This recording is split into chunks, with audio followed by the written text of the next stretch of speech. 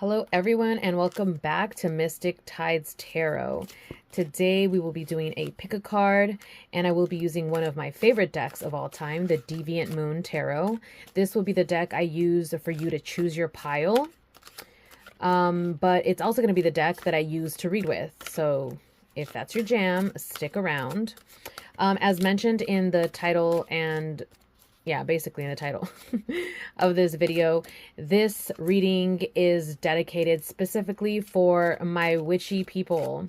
So if that's something that resonates with you, then this is perfect. If you've been feeling called into more of a witchcraft space, this reading can also resonate for you. And if you're just curious, feel free to stick around as well. Oh, this is for somebody who's curious. Three of Cups. Oh, that's beautiful. Yeah, it's possible that you've also been looking at being a part of a community, and this is a community that kind of resonates with the way that you see the world or your spirituality. And there's nothing wrong with that, obviously. I, being a witch myself, am going to be biased towards that, of course. But yeah, at the end of each pile's reading, I will also be including what I call a witch blood / power card from the Cave of Sybil deck. And I will be reading from the spell book. Now, it's not going to give you a straight up answer the way that a tarot reading does, because it's going to be an oracle card, but it's more of like a poem. So like I said before, if that interests you, didn't mean to make the intro so long here, but let's get into what our piles are going to be. So for pile 1, this one's coming out, 5 of Wands. Maybe you're, there we go, the focus. Maybe you're someone who's been battling with yourself or with others in regards to your belief systems, because maybe they don't resonate with it, or you know that they won't, and so you're creating these scenarios in your head. That pile will be for you. The 7 of Cups, there's a lot of choices, and you're maybe a little bit confused and inundated by all of the information out there on the internet, by witch talk, by Instagram witches, by the witches on YouTube. You know, this is all about exploring your options. So if that's somewhere where you think you are, then that's the pile for you. And for our last pile, this one, the 8 of Pentacles. This is the pile for someone who's already a working witch. And I don't mean to say that they're making money with their witch crafts, although they could be. But this is for someone who's been putting in the work, and they're not what anyone, I mean, I hate this term, but I'm just going to say it. Nobody would consider them a baby witch. They wouldn't consider themselves a baby witch. I have an issue with that term myself, because why would you add a baby in the front of such a powerful title? It kind of like, yes, I understand you want to take away the responsibility, the heft that the title carries, but at the same time, it's a calling to empowerment. So step into it with both feet. So with that being said, these are your piles 1, 2, and 3, and I will see you in your pile. Hello, pile 1. You chose the pile with the 5 of Wands. You may be at some type of a crossroads, or maybe you have some conflicts regarding your witch path. Let's get into it. 9 of Pentacles. This is telling me that it's possible that it's all in your head, whether you think that other people aren't going to accept it, or you're putting too much weight on other people's opinions. The path of which is one of sovereignty. It's one of empowerment, and it's one that will make you feel like the 9 of Pentacles, one that's going to make you feel like you have the luxuries that you've been seeking, maybe in other spiritual modalities, or maybe when you weren't calling yourself a witch, because calling yourself a witch is the title. The way that you do your witchery is a totally different conversation, and that's not tied into a specific type of rules and regulations. I know that there's a lot of debate on that, and there's going to be so many witches that want to fight. I'm going to give you a recommendation, but maybe you already heard of this book. It's called Rebel Witch. I would also probably recommend Weave the Liminal, but a Rebel Witch and Weave the Liminal are going to be great books for someone who is maybe feeling like at odds with what everyone else is saying and doesn't know what step to take because they're not trying to take the wrong step. And that's just kind of part of what it's like to be walking this path. It's a lifelong process, you know, like with anything that's like worth it in life, it's going to be a lifelong process. So I would say read those books to give yourself a little bit more of empowerment and maybe a bigger jumping off point, or give you options as to where you can go next, how you can expand your path. Because it's possible that you're letting either other people's opinions or their perceived opinions, the thoughts that you have in your head, run a little too rampant, a little too wild, and it's taking the magic out of the process. Knight of Wands. Yeah, there needs to be some movement, and Wands represents, you know, that fire, that passion. It also represents spirituality. Then we have the World. Like, it's almost like saying, you need to create movement based on the passion and the love you have for this specific spirituality that you're claiming as your own, because that's what's going to give you what you're seeking. Okay, the World card is basically, you did it. You know, you did it. You got what you wanted. It's tied up in a bow, and we're ready to close that chapter and move on to the next. We're ready to upgrade, right? So it's like you're in your own way, but it's such a like non-issue almost, because you just need to maybe just hear this reading, honestly, and then you're well on your way. The Devil coming after the World card, it's like you're tempted after you end up, you know, calling your power back to you and deciding, okay, I'm going to do this on my terms. The Devil comes up as this kind of like this flirtatious invitation to keep stepping into what other people might feel is scary or might feel is intimidating. That's part of what it is to be a witch.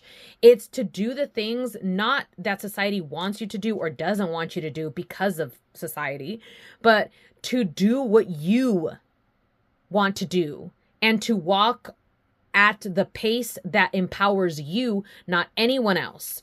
It is very much what some people might consider to be a selfish endeavor, but we all know that witches have the power also, not just to curse, but also to heal. So with great power comes great responsibility. And would you want someone to have great power if they weren't sovereign, if they didn't know who they were, if they weren't sure of their beliefs, if they let themselves have, if they let their will bend to the whims of everybody else in society, regardless of how intelligent or non-intelligent they were? No, we wouldn't want somebody to have great power that is like that. Nobody likes somebody who's wishy-washy, and a witch is not. A witch is powerful.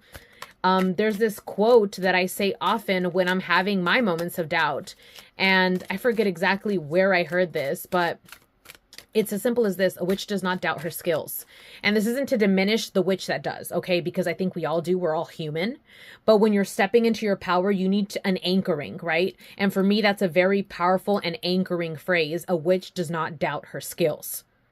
It just gives me a whole other, I don't know. I'm feeling this energy strong too. Like, I'm in my element here. The Tower card, of course this comes out because I said I'm in my element, right?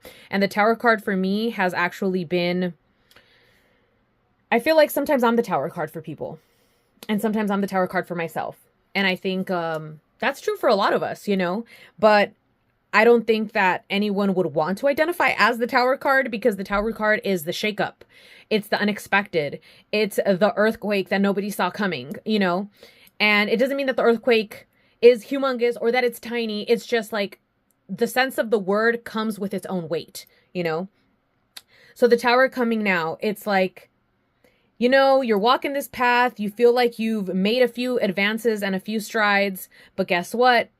Shit's gonna get shaken up. And that's just a part of life, right? Like that's just a part of life. But entering this zone of empowerment that you're going to be entering soon, and then feeling like you're going to get rocked, presents you with an opportunity to decide how you're going to want to handle it. Because yes, when you get a Tower moment, it's unexpected. That's what makes it the Tower moment, is that more often than not, it's unexpected. You did not see it coming, or the way that you reacted to it, you did not see coming, right? So it's unexpected in a way, but you can prime yourself by thinking, okay, well, when that happens, I need to remind myself of, and then fill in the blank. It could be a power statement. It could be like a promise you're making to yourself when things go this way.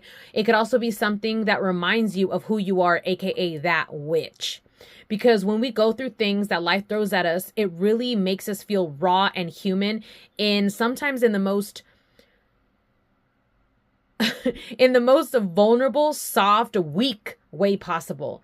And it makes you sometimes feel like less than a witch when you have to go through these hard things, because you feel like your power is taken from you.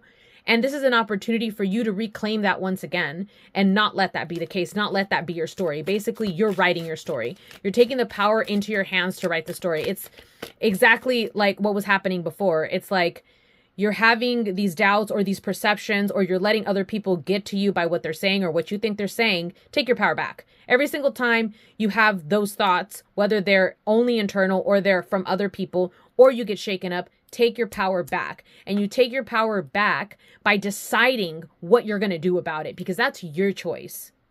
And nobody should take that from you. And the way that you decide that is by taking the first chunk, by taking that first bite, by being the one that gets up first, by being the one that makes the decision next, not letting those decisions be made for you. Okay. Ooh, this one's coming in powerful. Okay, so let's see, what else do we have to say to this witchy friend? The Magician. Yeah, the Emperor. Okay, yeah, taking your power back requires you to step into some of that masculine energy, that dominant, I'm going to be the first one, like I said, the first one, number one, but also the Emperor is not going to wait for somebody to make a decision for him. The Emperor is going to go and make that decision for everybody else.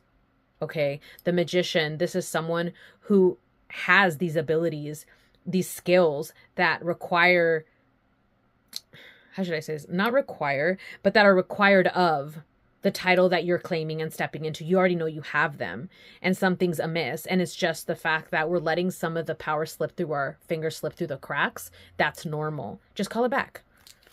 Just call it back. Page of Swords. And then the last one, Four of Swords. So these two being sword cards at the end, it's kind of like goes back to like this card of in the mind with communication. We want to keep an eye out for the way that we talk to ourselves and the way that we let others talk to us, even in our own mind. Like, why are we letting our perceived thought of so-and-so even enter the chat? Okay. And this is kind of like, you might be not super experienced at understanding when you're doing it. So it's kind of like slowing down and paying attention to the way that you're talking to yourself, or to the way that conversations seem to flow in your mind when perceived scenarios pop up. Okay. And that's why the Four of Swords comes up too, because in order for us to be able to not let our mind get chaotic, we need to know how to pause and rest. And we can't reclaim our power from a place of complete overwhelm, because you're too overwhelmed to even understand that you can claim your power. Okay. So let's close this out. Let's close this out with a Cave of Sybil Oracle card. This is like the witchiest Oracle deck I've encountered in my life. I love this deck so much. This is what I call the witch blood / power card, because this is what's going to help that witch blood strengthen in your veins. And then obviously that's raw power, right? So let's see. I'm also not showing you, actually that doesn't matter. Take that back. Okay. So for pile one, what is their witch blood? What is their witchy power card?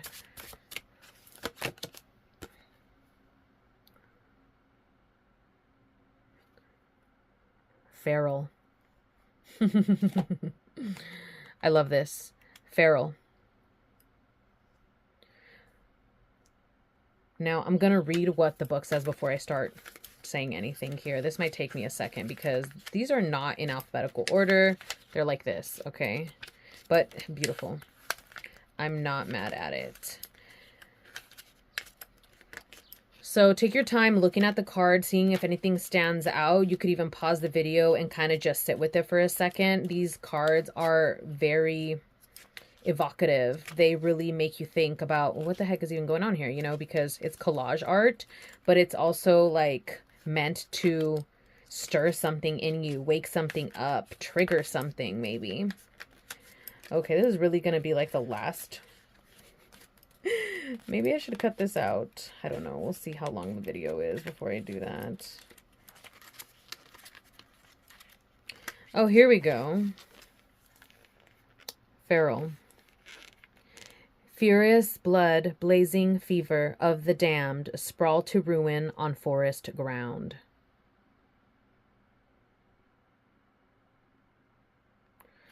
Okay. So what is going to strengthen you? What is going to give you this resolve? You need to act in a very animalistic type of way. It's not about decorum here. When you're deciding to take your power back, when you're deciding that you are that witch and that you do not doubt your skills, this is going to require a type of, is ferality a word? I don't know, but I want to say ferality. You're going to have to try to become more feral than you have been. Now, this doesn't mean this is like claws out and you're scratching people's eyes out, okay? Because feral to everybody is going to be different. So more feral than you have been. That's the type of audacity is the word I want to use. That's the type of audacity that you want to embody when it's about reclaiming your power, because there is a reclaiming that needs to be had, that needs to be done. And it's not just about one time and you're done, but continuously checking in with yourself and seeing if you've been leaking power. Okay, that's going to be a big one for you. Okay, pile 1. This was kind of long. I hope you got something out of this, and I'll see you on the next one. Hello, pile 2. You chose the 7 of Cups pile. So you may be going back and forth between a couple of different spiritual modalities in your witchcraft. You may be trying to narrow it down, or maybe you don't want to narrow it down and you're wondering like, okay, how can I handle all of this and still, you know, do all the other things I have to get done in my life?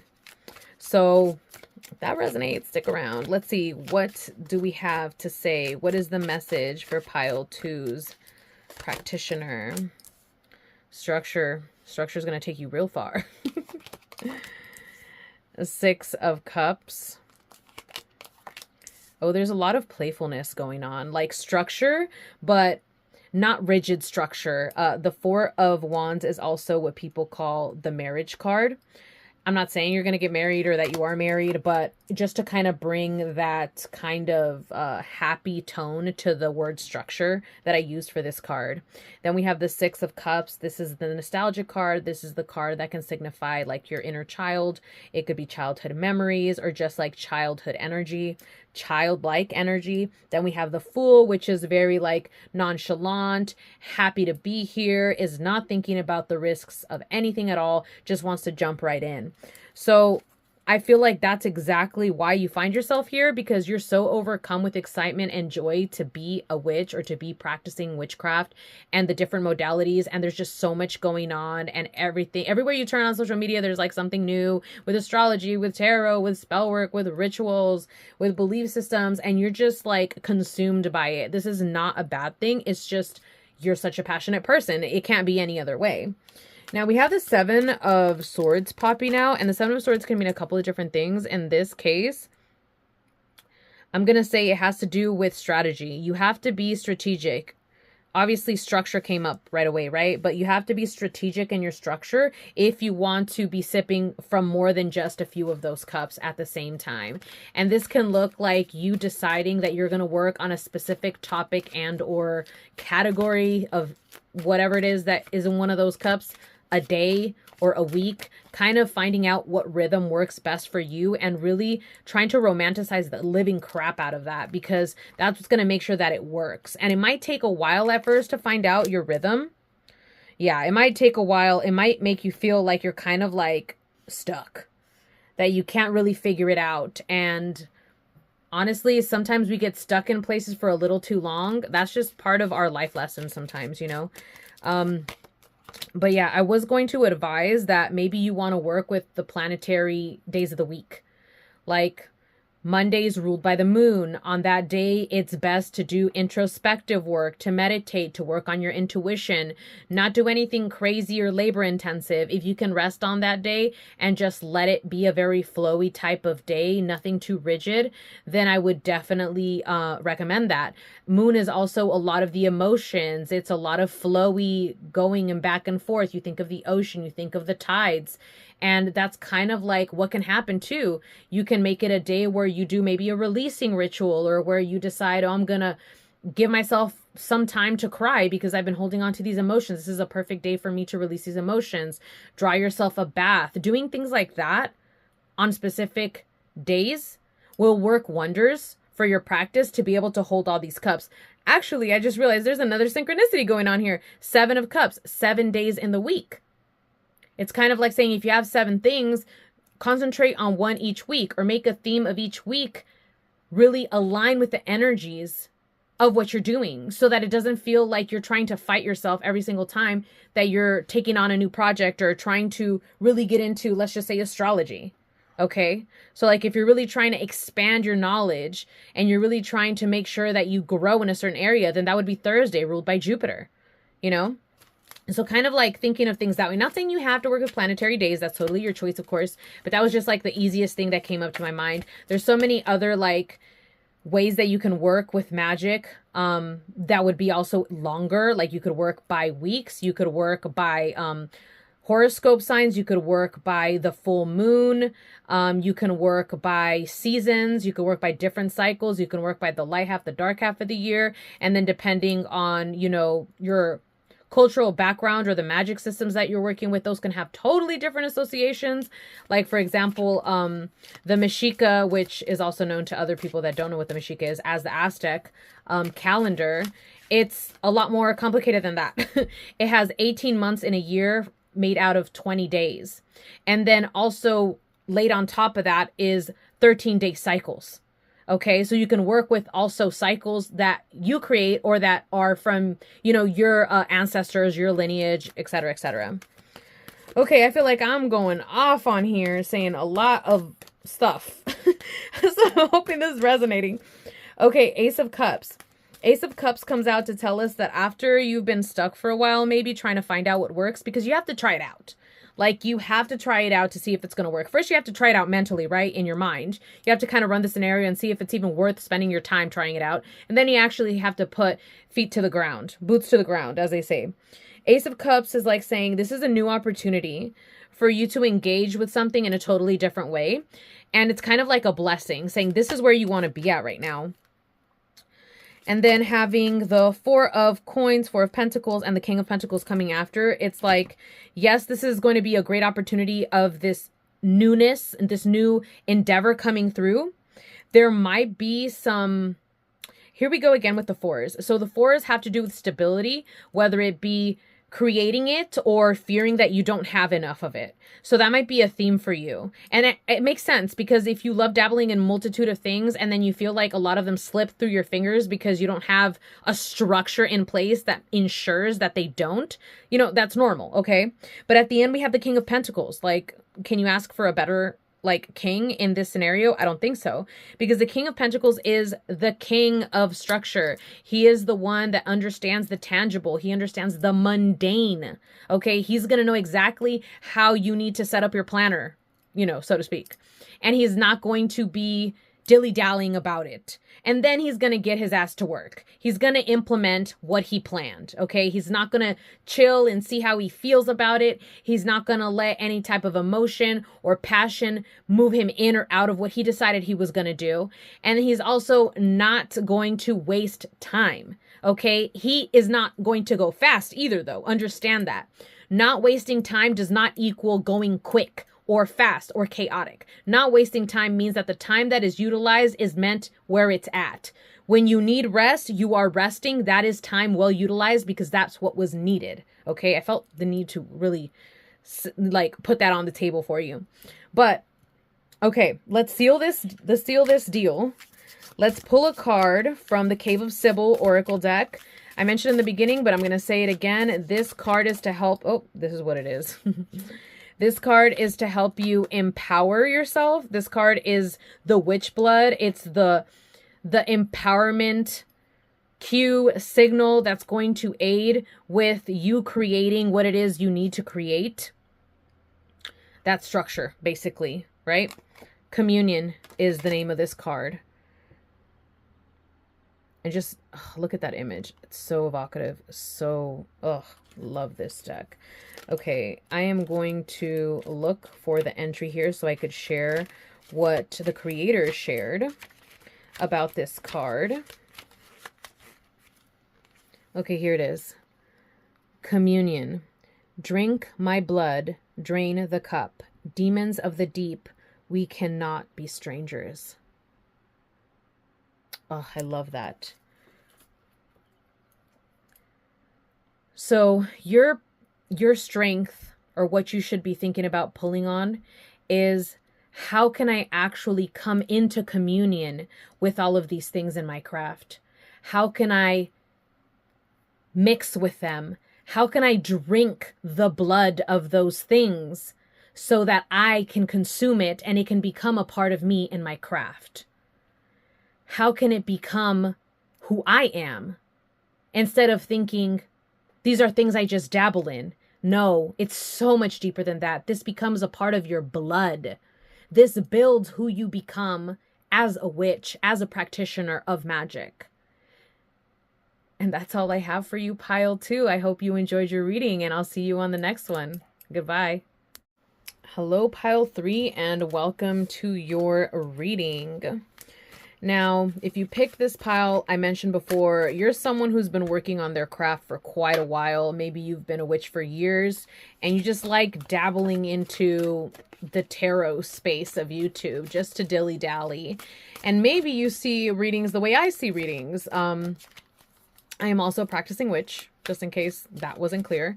And I love tarot. Tarot is what I would consider one of, if not the main tool that I use as a witch. Yes, I do have this like tarot channel, but I am using tarot every day for myself to figure things out, to clear my head, to dig deeper, to find parts of myself, to do shadow work, to do spell work, to do ritual work. It is a huge part of my craft. And I'm sharing this because even though that's the case, I also partake in tarot tube and watching sometimes my sun sign, sometimes my rising signs, you know, predictions, and trying to see how they pan out. And sometimes I watch pick a card readings to see how good I can align with the energies of that reader, and finding certain readers for certain times. I don't have a single reader that I've aligned with since the beginning of doing that, by the way. Like, I feel like there's times and places for it. There's transition periods where you kind of outgrow a reader. And now I feel like I'm oversharing here, but maybe you're someone who likes to create with the tarot, create your own destiny. I see the tarot as a tool to do that so beautifully. It gives you pivoting abilities in ways that you may not have thought of had you not had the reading, right? So let's just see what the tarot has for you, witchy poo. That just rhymed. King of Pentacles. Yeah, you've been in the game for a while, Hanged Man. And things have been maybe feeling like they're stalling for you a little bit, but it's not because this isn't the path for you. And I'm not saying that you've thought that, but maybe you have, and maybe that's why I said that. But if that's not the case, then it definitely means that you and your spirituality, your witchness, are like this, okay?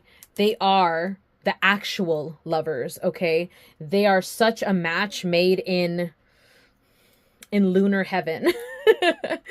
The Queen of Wands coming out is kind of like this vital spiritual force that maybe you need an infusion of because you've been doing all the work. Maybe you've been writing a lot. Maybe you've been working on creating something. Maybe you've even been working on creating your own deck, or creating your own philosophy, or creating your own type of spirituality. You're trying to merge your spirituality / beliefs into one to try to communicate that with the world. And it feels like you've been doing that for way too long, and like you're never going to get it off the ground. And the Hanged Man says, yeah, you've been there for a minute and you still might be there for a little bit longer. This isn't about trying to race to the finish so that you do it before so-and-so does, whoever that so-and-so is. It's about you making it the most beautiful, most skillful thing that you know how to make, no matter how long it takes. And that's a hard pill to swallow. Trust me, I understand. But it's also, hopefully, it's something that can bring you a little bit of peace, because it's also almost like a guarantee that whatever's going to come out is going to be just magnifique, is what came to my mind. I don't know why. High Priestess, like I said, you're that bitch. You really are. You are someone who is well-versed in the craft. And it's kind of like you know that, but then you have moments of doubt, of imposter syndrome. I was telling wow. I was telling pile one about power, about reclaiming power, and maybe you need to be reminded of that too, even though you're kind of like an OG. I feel like if you are someone that's been practicing magic for a while, it's been 5+ years. That's just what hit me right now. And you are like the high priestess, the keeper of secrets, but sometimes you're keeping your own secrets from yourself. Yeah, the Nine of Wands tells me you're sick and tired of this shit that you have been having to deal with for a while. But the Nine of Pentacles, wow, maybe you're destined to be the Nine of Pentacles soon. That's nice. But the Nine of Wands is kind of like you're sick and tired of this shit and you really don't know if you can take it any much longer. You're so ready to throw in the towel, but the Nine of Wands says no, not yet. Don't do it. Oh, don't do it yet. Yep, death, because death is going to come soon. And I'm not saying you're going to die, by the way. I feel like I need to clarify that because I just stayed quiet after I said death is going to come soon. I don't mean to say you're going to die soon, okay? So if anybody's thinking that, scratch that. But like I said, you're coming to a point where you've been doing something and you've been perfecting it and it hasn't birthed yet. And that's because you're at this very end part, which is the hardest part because it's the part where you're really, really tempted to like call it quits. And right here, you're being encouraged, don't call it quits because that ending will come. And it's going to be a big one. And there will be so much joy and celebration and just like this emotional feeling of maybe perhaps where you felt a bit of a void soon after. So you have good things coming for you. It's just a matter of continuing to build on that skill. Like you can't, I got this voice that just came into my head saying regret. So I'm going to say you can't regret the skill that you've built because it's going to take you places that it could never take anybody else due to the fact that they just simply haven't put in the time. A lot of people dabble in a lot of things. They're very wishy-washy. They are looking for the next hit of dopamine, and you have stuck it out. As painful as it has been, you have stuck it out and you have built skill. Not just in one area, though. You've done it in multiple areas because you have hopped around. And that's another reason why it's hard for you to see fruits of your labor, because the moment you're hopping around from one thing to the next, that previous thing you were working on takes a pause. So obviously it's going to take longer.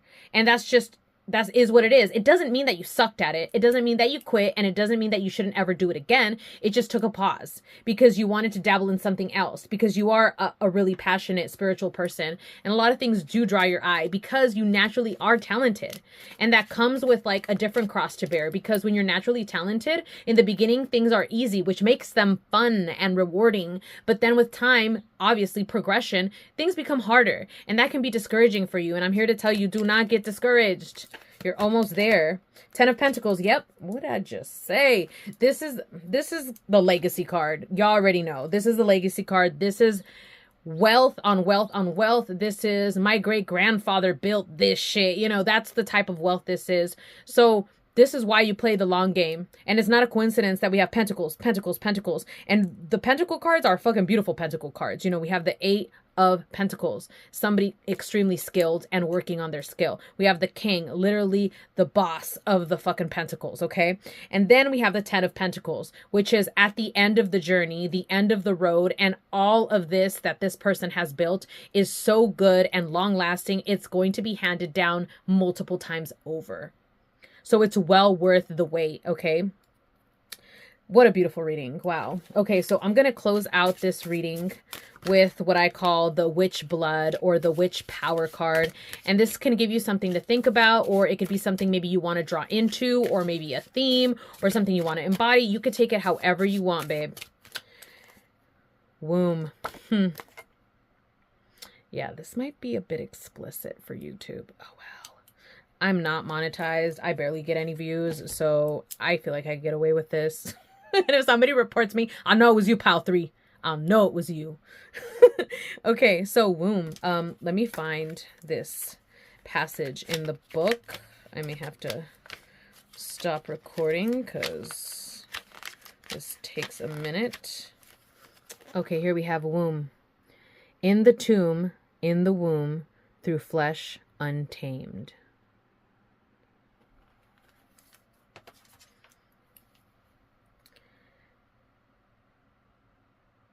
Now, what I'm getting from this card, I'm going to share with you because I think that's only fair. I did it with the previous 2 piles. but in the womb, in the tomb. So from the beginning to the end. And I think it just really lends well on what we've been talking about this entire reading. You've been doing this for a while. You need to see it through to the end. From the womb to the tomb. Death card right here, right under that too. See it to the end. Don't leave any cards on the table unturned. Use all of the resources. Boost yourself to a mastery level like none other that you have never seen yourself get to and that nobody ever expected could be possible from you. And you will come out so victorious in the end. You will come back here and thank me. That's how much confidence I have if you follow that advice. But okay, pile 3, I hope you enjoyed your reading and I will see you in the next one. Goodbye.